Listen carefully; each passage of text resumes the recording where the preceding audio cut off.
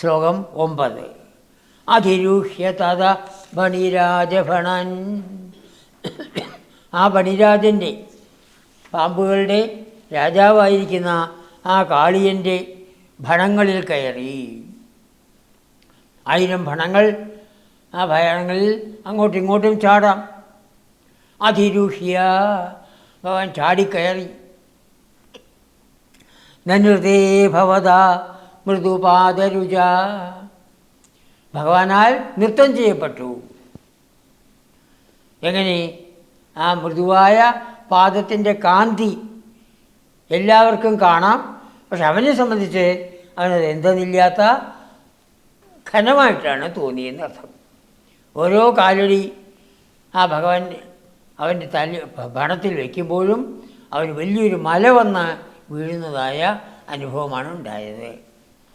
പുറത്തു നിൽക്കുന്നതായ ഗോപന്മാരും ഗോപികൾക്കും ഭഗവാന്റെ ആ മനോഹരമായ പാദം, മൃദുപാദരുച, മൃദുവായ പാദത്തിൻ്റെ കാന്തിയോടുകൂടി ഭഗവാൻ നൃത്തം വെച്ചു. ആ നൃത്തം വയ്ക്കുന്ന സമയത്ത് എങ്ങനെയാണ്? കളശിഞ്ചിത നൂപുരമഞ്ജുമിളൽ കരകങ്കണ സങ്കുല സങ്കുണിതം.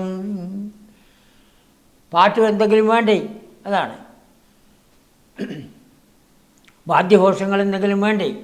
അതിനുവേണ്ടി ഭഗവാൻ മനോഹരമായിട്ടുള്ളതായ തൻ്റെ നൂപുരം, ആ നൂപുരത്തിലുള്ളതായ കിലുക്കിക്കൊണ്ട് ചാടുന്ന സമയത്ത് കിലുക്കം വരുമല്ലോ, അതിനോട് ചേർന്ന മഞ്ജുമിളൽ, അതിനോട് മനോഹരമായി ചേർന്നിരിക്കുന്ന കരകങ്കണ, കയ്യിലുള്ളതായ വളകൾ, അതിങ്ങനെ കൊട്ടുന്ന സമയത്ത് ആ വളകളിലുള്ളതായ ശബ്ദം, സങ്കുല സങ്കുണിതം, രണ്ടും കൂടി ചേർന്നതാണ് സങ്കുലം.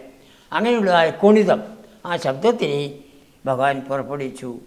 അങ്ങനെ തൻ്റെ മനോഹരമായ നൂപുരങ്ങളിൽ നിന്ന് വരുന്നതായ ആ ശബ്ദം കളശിഞ്ചിതം, പിന്നെയോ കരകങ്കണങ്ങളിൽ നിന്ന് വരുന്നതായ ശബ്ദം, അത് രണ്ടും കൂടി ചേർന്ന് ഭഗവാൻ അവൻ്റെ ആ ഭണങ്ങളിൽ നൃത്തം വയ്ക്കുകയുണ്ടായി.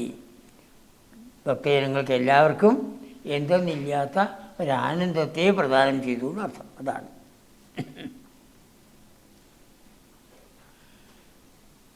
മൃദുപാദരുച എന്ന് പറയുന്ന സമയത്ത് തത്തിനപ്പള്ളി ഒരു നമ്പൂതിരി ഉണ്ട്. നമ്മുടെ കൊഞ്ചിലമ്പ് കൊഞ്ചിടുന്ന പിഞ്ചുപാദം ഓർക്കണം. അതാണ് ആ ചിലമ്പ്, ആ ചിലമ്പിൻ്റെ മനോഹരമായ ശബ്ദം. അതുപോലെ കങ്കണങ്ങളുടെ ആ കൊണിതം അതെല്ലാം ചേർന്ന് ഭഗവാൻ കരയിൽ നിൽക്കുന്നതായ ജനങ്ങൾക്ക് ആനന്ദം വരുമാറ് അവൻ്റെ ഭണങ്ങളിൽ ചാടിച്ചാടി നൃത്തം വെച്ചു. അതിരൂഹ്യ തഥ ഫണിരാജഫണൻ, ആ ഭണങ്ങളിൽ അങ്ങോട്ടും ഇങ്ങോട്ടും ചാടി നനുതേ നൃത്തം വയ്ക്കുകയുണ്ടായി.